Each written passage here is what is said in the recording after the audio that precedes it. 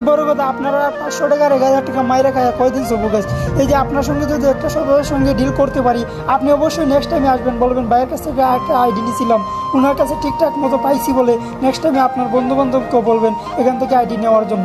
তো আমাদের বিজনেস হচ্ছে এটাই যে আপনার সঙ্গে ভালো করে একটা সততার সঙ্গে ডিল করতে পারলে আপনারা নেক্সট টাইমে দিয়ে আরও যাতে ডিল করতে পারি, এটাই আমাদের সততা গাইস। আপনাদের যত বাজেটে আইডি লাগে না কেন আমাদের সাথে যোগাযোগ করবেন, আমরা চেষ্টা করবো আপনারা ওই বাজেট অনুযায়ী আইডি দেওয়ার জন্য।